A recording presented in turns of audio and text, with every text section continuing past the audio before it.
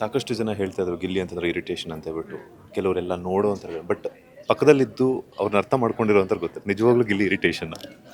ಅಲ್ಲ, ನನಗೆ ಅರ್ಥ ಆಗ್ತಿಲ್ಲ, ನಾನು ಧನು ಆಲ್ಬಮ್ ಸಾಂಗಿಗೆ ಬಂದಿದ್ದೀನ, ಗಿಲ್ಲಿ ಇಂಟರ್ವ್ಯೂಗೆ ಬಂದಿದ್ದೀನ ಅಂತ. ಓಕೆ, ಗಿಲ್ಲಿ ಡೆಫಿನೆಟ್ಲಿ ಇರಿಟೇಷನ್ ಮಾಡ್ತೀನಿ, ಇಲ್ಲ ಅಂತ ಏನಲ್ಲ. ಎಲ್ಲರೂ ಇಲ್ಲಿ ಇರಿಟೇಷನ್ ಮಾಡ್ತಾರೆ, ನಾನು ಮಾಡ್ತೀನಿ, ನೀವು ಮಾಡ್ತೀರಾ, ಅದೇ ರೀತಿ ಗಿಲ್ಲಿನೂ ಮಾಡ್ತೇನೆ. ಹಾಗಂತ ವ್ಯಕ್ತಿನೇ ಇರಿಟೇಷನ್ ಅಲ್ಲ ಪಾಪ, ಅವ್ನು ಅವನಲ್ಲಿ ಒಳ್ಳೆ ಗುಣಗಳು ಸಹ ಇವೆ. Yes ma'am. ಅಫ್ಕೋರ್ಸ್ ಧನು ಅವರ ಈವೆಂಟ್ಗೆ ಬಂದಿರೋಂಥದ್ದು. ಆದರೂ ಕೂಡ ಏನಂತಂದರೆ ಸೋಷಿಯಲ್ ಮೀಡಿಯಾದಲ್ಲಿ ಒಂದಷ್ಟು ಕಮೆಂಟ್ಸ್ ಎಲ್ಲ ಹರಿದಾಡ್ತಿರ್ತದಲ್ಲ, ಆ ಥರದ್ದೆಲ್ಲ ನೋಡಿದಾಗ ಹೆಂಗೆ ಅನ್ಸುತ್ತೆ? ಯಾಕಂತಂದರೆ ಒಂದಷ್ಟು ಪಾಸಿಟಿವ್ ಇರುತ್ತೆ, ನೆಗೆಟಿವ್ ಇರುತ್ತೆ. ಸೊ ಹೆಂಗೆ? ಇಲ್ಲ, ನಾನು ಅದ್ರ ಬಗ್ಗೆ ಆ್ಯಕ್ಚುಲಿ ಒಂದು ಕ್ಲಾರಿಟಿ ಕೊಡಲೇಬೇಕು. ಯಾಕಂದರೆ ನಾನು ಧನುಗೆ ಸಹ ವಿಶ್ ಮಾಡಿಬಿಟ್ಟು ವೀಡಿಯೋನ ಮಾಡಿದ್ದೆ, ಗಿಲ್ಲಿಗೆ ಸಹ ವಿಶ್ ಮಾಡಿ ವೀಡಿಯೋನ ಮಾಡಿದ್ದೆ. ಗಿಲ್ಲಿಗಿಂತ ಮುಂಚೆಯಿಂದ ನನಗೆ ಧನುಷ್ ಪರಿಚಯ ಇದ್ದಾನೆ. ಸೊ ಆ ಒಂದು ಫ್ರೆಂಡ್ಶಿಪ್ಗೂ ನಾನು ಬೆಲೆ ಕೊಡಬೇಕು. ಗಿಲ್ಲಿ ಜೊತೆ 2 ರಿಯಾಲಿಟಿ ಶೋ ಮಾಡಿದ್ದೀನಿ, ಆ ಒಂದು ಫ್ರೆಂಡ್ಶಿಪ್ಗೆ ಸಹ ನಾನು ಬೆಲೆ ಕೊಡಬೇಕು. ಇದು ಎರಡನ್ನೂ ಜನ ಆಕ್ಸೆಪ್ಟ್ ಮಾಡ್ಕೋತಾರೆ ಅಂತ ನಾನು ಭಾವಿಸಿದ್ದೆ. ಆದರೆ ಅನ್ಫಾರ್ಚುನೇಟ್ಲಿ ಅದನ್ನು ಜನ ಆಕ್ಸೆಪ್ಟ್ ಮಾಡ್ಕೊಳ್ಳಿಲ್ಲ. ನನಗೆ ತುಂಬ ಬೇಜಾರಾಯಿತು.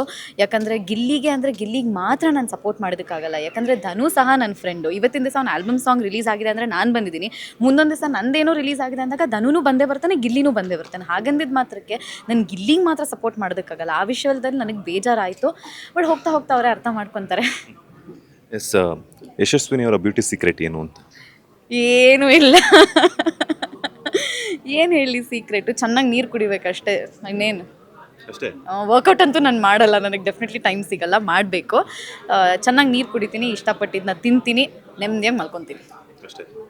ಈ skin care routine, hair care routine ಈ ಥರ ಎಲ್ಲ ಫಾಲೋ ಮಾಡಲ್ವಾ? ಯಾಕಂತಂದರೆ ಆನ್ ಸ್ಕ್ರೀನಲ್ಲಿ ಚೆನ್ನಾಗಿ ಕಾಣಿಸ್ಕೋಬೇಕು ಅಂತಂದಾಗ ಅದೆಲ್ಲನೂ ಕೂಡ ನಟಿ ಮಣಿಯರಿಗೆ ತುಂಬ ಚೆನ್ನಾಗಿರಬೇಕು, ಆಡಿಯನ್ಸ್ನ ಅಟ್ರಾಕ್ಟ್ ಮಾಡಬೇಕು ಅನ್ನೋವಂಥದ್ದು ಇದ್ದೇ ಇರುತ್ತೆ.